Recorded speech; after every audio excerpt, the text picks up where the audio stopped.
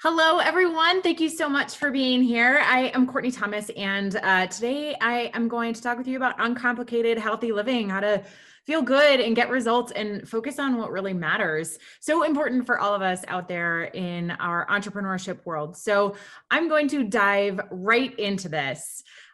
We often have this whole thing about like tips and tricks and hacks for everything that we do in our worlds. And I want to kind of like full disclosure up front that this isn't going to be any tips or tricks or hacks at all. So if that is what you came for, I give you full permission at this moment to, just sign out of this session and take a break before lunch or whatever it is you need to do. But if that was your first instinct, I do invite you to stay. Because it's highly likely that seeking out those kind of tips and tricks and hacks for healthy living probably haven't worked for you before. And that might be a reason why you decided to show up for this session today. And if healthy living and making that simple, uncomplicating it is something that matters to you, doing it in a way that matters is going to be way more impactful than anything else that you can try. So again, I invite you to be here for the next 30 minutes with an open mind and an open heart and ready to, do this differently and take action, just like I know that you are ready to do everywhere else in your life and your business. It's why you're here this week. So here's the thing. Challenge with this that, I get so much. And to be totally honest, I get it myself. And I've been a fitness professional for 10 years. But, hundreds of clients over the last 10 years or so have, had these same challenges. I just can't seem to do this. I can't seem to make healthy living a thing for me. It's too hard. It's so much. It's too hard. I don't have the time. I literally do not have the time. I'm too busy. My schedule is too packed. I can't fit it in. Same thing. Again, those are really relevant, especially, pandemic adds a whole different layer when all of our work and personal and everything lives are all blurred. I don't like it. I don't like to exercise. I don't like vegetables, and I don't want to eat salads all the time. I start and I quit. I've done the challenges. I've done the diets. I've tried the new classes. Like I do it for a little while and then I stop. I'm tired. I hurt. Physical pain is a huge challenge and a huge barrier to healthy living in our lives. I'm overwhelmed, which can look a lot of different ways. Again, like pandemic really complicates this. There's a lot going on. So it can be overwhelmed throughout our lives or specifically overwhelmed in this department. There's a lot of choices out there for fitness and diet and wellness and all of the things. And it can be really difficult to know how to choose, being overwhelmed with that choice. And two, feeling guilty, which like mom guilt is its whole own other category. I kind of added that little note. Interestingly, in the healthy living department, we can feel guilt for doing this and for not doing it. So definitely real, legitimate challenges that many of us face too, especially as business owners and professionals. So, what do we do with this? Where do we even begin to go? And it's helpful to look at this from two angles, much like we would with any challenge in our business. What's the real problem here? Like what is going on? What's at the root of this? What is the issue? What are the details? And what are, the possible solutions and strategies that we can use to work through this? But also, because we are human beings and not problems to be solved, there's another layer to this. What's the real challenge here? What's really going on? What's at the heart of this? What are we maybe not allowing ourselves to see when it comes to incorporating healthy living into our lives in a real way? What might be some blind spots that we're dealing with?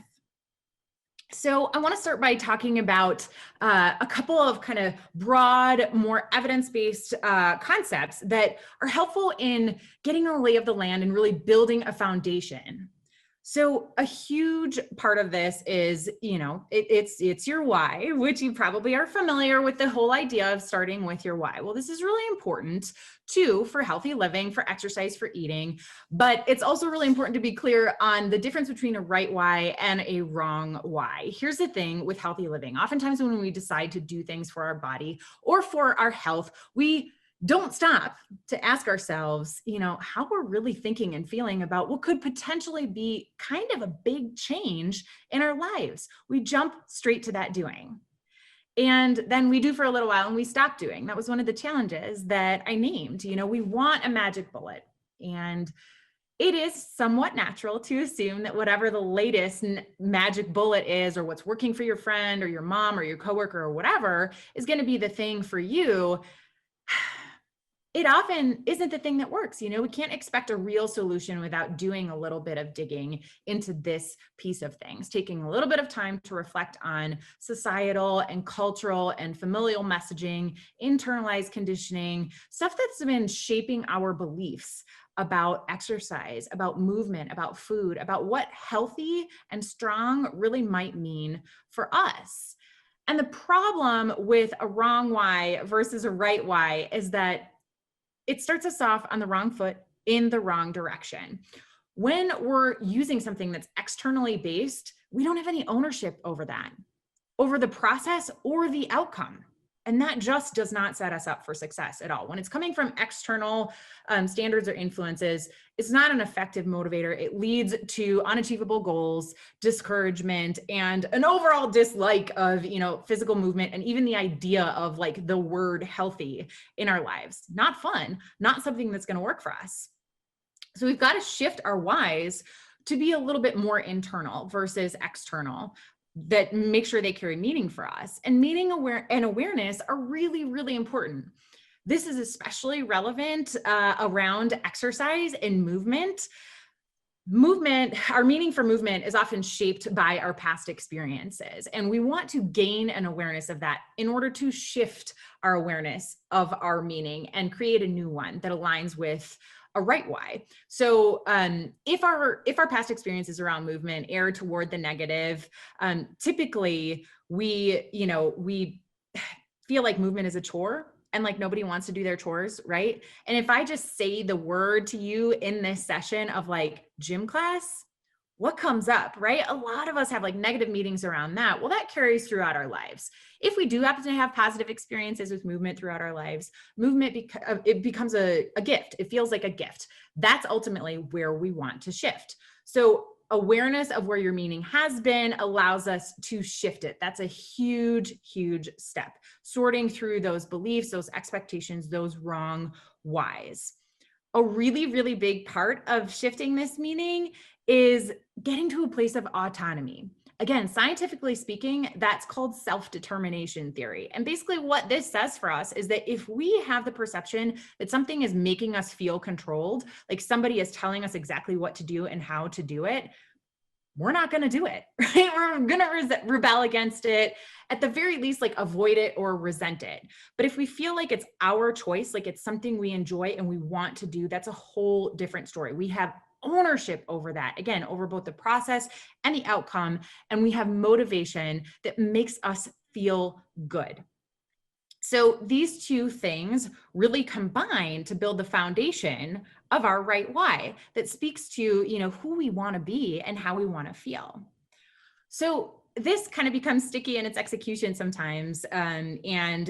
We might start to gain some awareness around, some shoulds, some external stuff. That's all great. But then we want to like tie it to a goal, and that can be just as problematic. So future health benefits like disease prevention, health, like health markers, even things like, well, I want to be able to like move around and play with my grandkids, things like that. Like they are way too abstract to overcome daily inertia, essentially, and hectic schedules. When motivation is linked to distant, clinical, or abstract goals, health behaviors are not compelling enough to trump the many other daily goals and priorities that we have, competing priorities, essentially. Like you're never going to choose that. So if it's not explicitly relevant to your daily life, again, not something that is going to work out for you. Human beings are hardwired to choose immediate gratification over long-term benefits that we have to wait to receive. Logic actually doesn't really motivate us. Emotion does. And I want to be really clear that that's not a bad thing. We don't need to avoid that, but it is information that we want to have, that we want to work with, and that we can use. So another thing that kind of follows on that human beings are also hardwired for is to move toward that which feels good and away from that which feels bad. That is something very, very important to take into consideration too. And like ultimately what that means is, again, going back to this concept of autonomy and self-determination theory, you have a choice in what makes you feel good, especially for movement, for food, for what healthy means to you. And you got to understand what that looks like. You want it to be something that you enjoy. That's going to be your motivator. That's how it's going to make sense in your life. If it becomes a should or a have to, that feels bad, that you're going to avoid, you're not going to do it. So you want to create this long-term gift relationship with movement and healthy living in your life. And really, like in its most basic, uncomplicated form, absolutely everything can work, especially what you enjoy. And what that means in its simplest form is stop doing the things that feel bad and start doing more of the things that feel good. Keep it simple, uncomplicated. So the next thing that really kind of moves us into the space of, okay, how do I like incorporate this and integrate this into my life? Like I have a right why, that's cool. Like how does this, begin to take shape? Well, a really helpful framework for putting that into your life is something called the 4 burners theory. You might already be familiar with this. You may have heard of it. Most recently, it's been popularized by James Clear, who's a habits expert. You might have heard of his book, Atomic Habits. Fantastic. And in its kind of simplest iteration, the 4 burners theory is a kind of a way to look at work-life balance, which, like, conversation for a different day, balance doesn't exist, but this is a good way to kind of look at priorities. And when I mentioned competing priorities, here's a way to look at it. So basically the theory states in its most kind of simplistic form, we've got 4 burners on a standard stovetop, right? And they typically consist of friends, family, work, and health. And in order to be really successful, to excel, to have a high level of skill and success in these areas, you're really only going to be able to focus on 2, maybe 3 burners at any given time. This theory really gives us a lot of information about, like, thinking back to any of the times that you've been experiencing burnout. Perhaps you might be able to look back and be like, oh, I was trying to have like all 4 burners on high, and no wonder it felt like my kitchen was burning down. So, in my experience with clients, really you can have 2 burners on at a time and do well and feel like you have a handle on that, succeed, excel. The other 2 are either going to be off or they're going to be down pretty low. They might be on like a really gentle simmer.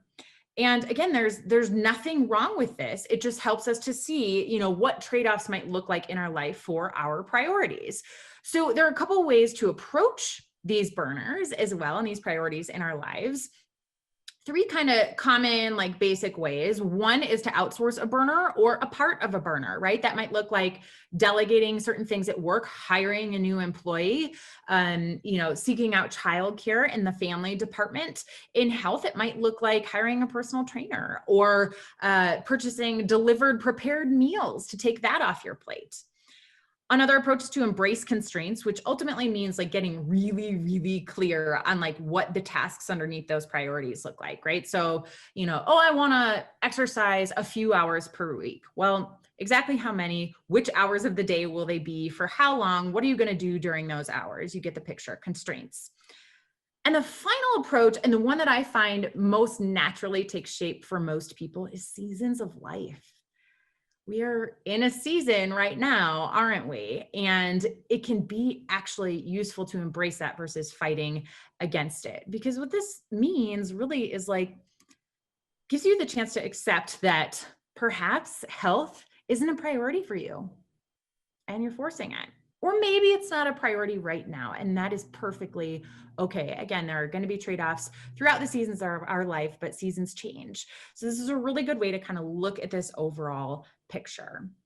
So with both these broad concepts, a lot of what this really is about is like sorting out the shoulds. A lot of times healthy living, eating, food, fitness, all of this stuff, self-care these days, like that can be layered with a lot of shoulds. Like, well, I'm supposed to be doing this. Get really clear on this. And those last 2 things allow you to do that. Think back to your wrong whys, get like real clear on that, but then think forward to what you enjoy and how you want to feel, how you can create that and when. So then how do we really begin to like get clear on how that we can do that? That means getting clear on what matters to you. Again, this is about like feeling good and getting results and focusing on what matters. Well, you want to know that, right? So what does that mean? What does that look like? Well, that looks like values. Understand your personal values. for sure. And maybe that's a trendy turn of phrase. Maybe it's something you're already familiar with, but I can't emphasize enough just how important this is in our execution. And here's why.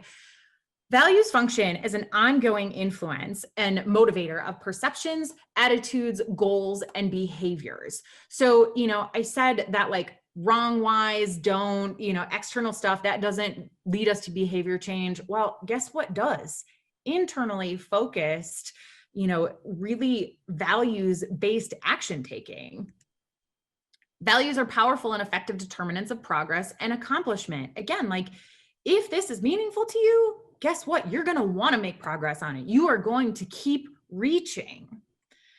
Values are your inexhaustible source of motivation and energy. How many times in your life have you looked outside yourself to other people, systems, programs, whatever it might be, to try to find motivation, to try to get more energy? Guess what? This is already living inside of you. If you define it, if you get really comfortable with it, it's going to keep showing up for you as just this wellspring. Values are your internal and personal reference for what really works. That is going to make it really clear, again, to step from this, big, I want to do this, to the how to do it. This makes it a whole lot clearer. And really, like, where that connects is you may have had goals in the past to, where you feel like it's a struggle and you like lack direction or you lack clarity about what you're supposed to be doing. And a lot of times it's because you did, or you do, but it's about this piece, about figuring out what really matters to you, what you value. It's tough to figure out where you want to go if you have no compass, and your values are your internal compass.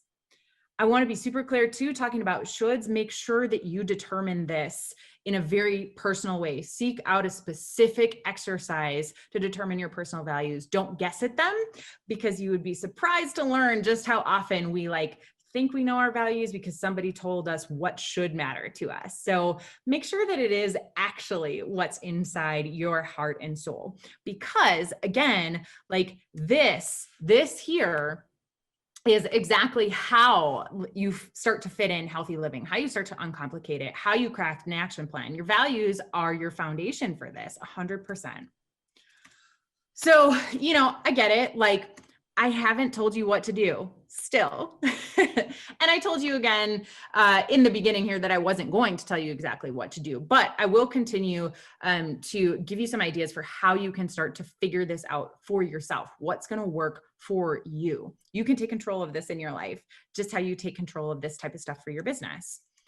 The first thing that I always recommend is to be wary of goals and focus on priorities. This kind of goes back again to right versus wrong why, external, internal, those types of standards, and then looking at the four burners theory. So, things like conventional body goals, they're often very finite. They're focused on outcomes. We know that outcome goals aren't always our best bet. It's typically better to be focused on process-based priorities, right?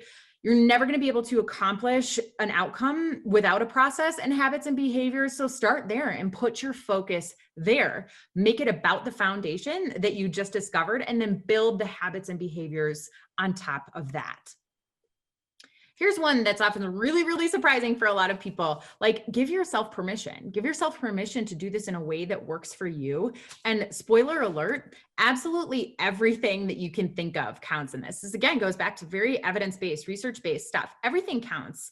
And if, healthy living is something that you really want in your life, you already know that something is better than nothing. You already know that little bits make you feel better. So just let that be true. Let that be true. Science really tells us that, we have an infinite variety of, movement combinations and choices and intensities that will indeed work just as well or better than a strict regimen of specific or intense workouts, especially again, when it's something that we choose that we enjoy. So start there. It might seem radical, but it's in line with scientific findings. We know that life-centered activities count. We know that even just sitting less can count. We know that you can accumulate activity throughout the day, and there is zero minimum for that. It can be 1 minute at a time, not 5 or 10 or 30. Movement intensity doesn't have to be vigorous. You do not have to sweat in order for this to work for you. So give yourself permission for that. as you go into this, I always recommend like take a step back and like peer out over the land. Get a clear picture of what's really going on before you start to, again, jump into the doing. What are your resistors in this department? Truly, what are your specific barriers? What are the things that continually come up and hold you back from executing? But then also make a list of your assisters, like what might you not be thinking about as, opportunities or tools or people or whatever that can help to create more health and wellness in your life. And then just as you would with any, business problem, your resistors, your assisters, but then you understand how you can leverage those assisters to overcome the resistors. What can you use in your world to create exactly what you want to create? This is another kind of radical idea for a lot of people, but get really clear on like what your bare minimum is. I know that it's nice to be aggressive, but this is probably an area where you want to consider being conservative. Small wins accumulate when it comes to your health, and they're way more effective than bulldozing or white knuckling, really. So be realistic and be reasonable here. Be kind to yourself, essentially. And, I know we're all like 100 to 120% type of people, but think about starting with 20%. Truly. I know that's wild, but think about starting with 20% because that's going to make the difference for you. A consistent 20%, whatever that looks like for you, is going to be, again, way more effective and efficient for you than like a really sporadic 100 or 110%. So what's your bare minimum? As you think through those things, start to think about having fun with it. Set aside some time, make yourself a meeting. You're a CEO and CEOs don't cancel, but play around with these ideas of like, what is meaningful to me? What's something that is aligned with my values? What do I enjoy? What feels fun? What feels good in my body? Start there and experiment. And once you start to get, some kind of things, maybe it's a list or it's a few ideas or options, then you can really start to prioritize and plan. As you do that, make sure that you leave room for negotiation, also known as life. I always say life is going to life all over you. So plan for that. Give yourself alternatives, modifications, options. Plan your contingency plan ahead of time. Like, again, especially right now, like most things aren't probably going to go exactly to plan. So again, get clear on like, okay, what's my bare minimum? How can I get there? And at its very most basic level, like what is the need that I need to take care of in this day, in this moment? And really just make that part of your plan. As you do begin to do that, remember, again, so many parallels between, work and physical health. Break this down into its tiniest bits. It's got to be smaller pieces in order to be approachable, especially with the way life looks right now. So things like, oh, I want to, do meal prep and planning. Well, that's like saying, whatever X big project overhaul in your business. Well, what are the actual things that make up that project? Break it down into those tasks. Something like meal planning looks like, well, what the heck am I going to eat? What are the meals? I need to do some research to find some recipes. How many recipes? I'm going to choose 3. Well, then what do I need to do? Oh, I guess I need to go grocery shopping to get the actual food. Set aside some time to make a grocery list. Schedule the time to order your groceries or go to the grocery store or whatever. Then it's time to make the prep and eat the meals. See what I'm saying here? Really, really break it down.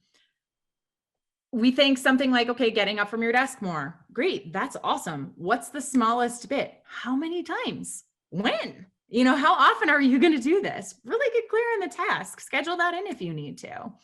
Again, eat better. Really big thing. No wonder it doesn't actually like happen all on its own, like magic. Break it down.